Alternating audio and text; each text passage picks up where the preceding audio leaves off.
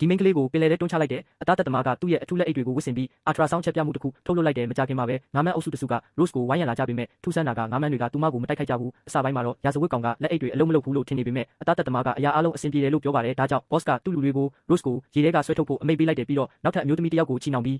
ပင်လယ်ထဲပစ်ချလိုက်တယ်ဒီတစ်ခါတော့အသားသက်သမားကအချက်ပြမှုပို့လိုက်တော့ငါးမန်းတွေကသူမကိုချက်ချင်းတိုက်ခိုက်ကြတယ် boss က Rose ကိုရေထဲထပ်တွန်းချပြန်တယ်ဒီတစ်ခါတော့အန်ရရှိဆုံးကြားငါးမန်းကိုသူမကိုတိုက်ခိုက်ဖို့ခေါ်လိုက်ပေမဲ့ကြားငါးမန်းတောင် Rose ကိုမထိခိုက်ဘူးအဲ့ဒီအချိန်မှာ Rose ကငါးမန်းတွေကိုထိန်းချုပ်နိုင်မယ်ဆိုတာ boss သဘောပေါက်သွားတယ်သူက Rose ကိုအခန်းတစ်ခန်းစီခေါ်သွားပြီးသူမကိုဘယ်လိုထိန်းချုပ်လဲမေးပေမဲ့ Rose ကသူမဘာမှမသိဘူးလို့ပြောတယ် Rose လိန်နေတာ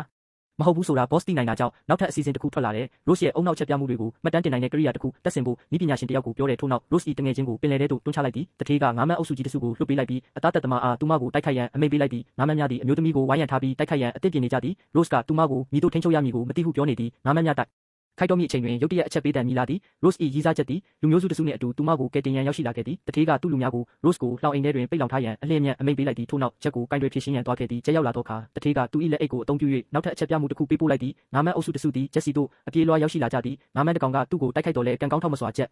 ထိခိုက်ဒဏ်ရာရရှိခြင်းမရှိပေထို့နောက်ပောက်ကွဲစေတတ်သောပစ္စည်းများတဲဆောင်လာသောငါးမန်းတစ်ကောင်သည်လေထဲသို့ဝင်တိုက်မိသွားသည်လူတိုင်းရေထဲသို့ပြုတ်ကျသွားပြီးလူမျိုးစုနှစ်ခုကိုငါးမန်းများကဝိုင်းရံထားသည် Rose သည်လှောင်အိမ်ထဲမှဖြစ်ပျက်နေသည်များကိုမြင်လိုက်သည်သူမသည်ရေဘက်သို့လက်တစ်ဖက်ကိုဆန့်ထုတ်ပြီးငါးမန်းများကိုမတိုက်ခိုက်ရန်စိတ်ကိုအသုံးပြုကာပြောလိုက်ပြီးတနည်းနည်းဖြင့်ငါးမန်းများသည်သူမ၏အချက်ပြမှုကိုရရှိသွားသည်သူတို့မြန်မြန်ဆန်ဆန်ရေကူးထွက်သွားကြတဲ့ရာဇဝတ်ကိုင်းခေါ်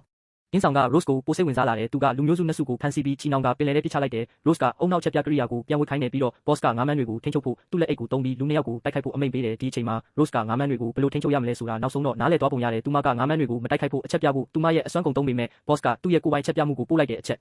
ပြနှစ်ခုကအချင်းချင်းတိုက်ခိုက်နေကြတယ်ငါးမန်းတွေကလုံးဝရှုပ်ထွေးပြီးထိမ့်မနိုင်သိမ့်မရဖြစ်လာတယ်တစ်ချိန်တည်းမှာပဲနည်းပညာရှင်က Rose ငါးမန်းတွေကိုထိန်းချုပ်ဖို့အသုံးပြုတဲ့အုံနောက်အချက်ပြမှုကိုအောင်မြင်စွာမှတ်တမ်းတင်လိုက်တဲ့အချက်ပြမှုကိုဖမ်းယူလိုက်တဲ့အခါ boss က Rose ကိုမေ့မျောသွားစေတယ်ပြီးတော့သူ့လူနှစ်ယောက်ကို Rose ကိုပင်လယ်ထဲပစ်ချပြီးငါးမန်းတွေစားခိုင်းဖို့အမိန့်ပေးတယ်ဒါပေမဲ့ဂျက်ကရေထဲတိတ်တိတ်လေးခုန်ဆင်းသွားပြီး Rose ကိုအချိန်မရောက်ပြီးကယ်တင်လိုက်တဲ့ဂျက်ကယို့တစ်ကိုကမ်းခြေကိုပြန်ခေါ်လာတဲ့အခါအသားသက်သမားကသူတို့ကိုတွေ့သွားတဲ့ဂျက်ကိုတိုက်ခိုက်ပြီးပြင်းထန်စွာရိုက်နှက်တဲ့ထို့နောက် Rose ရုတ်တရက်နိုးလာသည်သူမသည်ငါးမန်းတစ်ကောင်ကိုထိန်းချုပ်ရန်သူမ၏စိတ်ကိုအသုံးပြုပြီးအသားသက်သမားနောက်သို့ဆေးလွှတ်လိုက်သည်ငါးမန်းအုပ်စုသည်အသားသက်သမားကိုဖမ်းဆီးပြီးဆွဲခေါ်သွားသည်သို့သော boss သည်ငါးမန်းများကိုလျင်မြန်စွာထိန်းချုပ်ပြီးဂျက်နှင့် Rose ကိုတိုက်ခိုက်ရန်အမိန့်ပေးလိုက်သည်ယခုအချိန်တွင် Rose သည်နင်းတို့ကိုမိတို့ထိန်းချုပ်ရမည်ကိုအတိအကျသိနေပြီးသူမသည်လက်နှစ်ဖက်ကိုမြောက်ကသူမ၏စိတ်ကိုအသုံးပြု၍ငါးမန်းများထံအမိန့်ပေးလိုက်သည်ထို့ပြင်ရင်းတို့ကိုထိန်းချုပ်ရန်သူ၏လက်အိတ်ကိုလည်းအသုံးပြုသည်တစ်ဖက်နှစ်ဖက်စလုံးကထိန်းချုပ်မှုအတွက်ရှင်ပြိုင်ကြသောအခါငါးမန်းများသည်လုံးဝထိန်းချုပ်မှုမရှိတော့ပေသို့သောနောက်ဆုံးတွင် Rose အနိုင်ရသွားသည်သူမသည်ငါးမန်းအုပ်စုတစ်ခုလုံးကိုထိန်းချုပ်ပြီးရာဇာတူးညံ့မှု boss ကိုတိုက်ခိုက်ရန်အမိန့်ပေးလိုက်သည်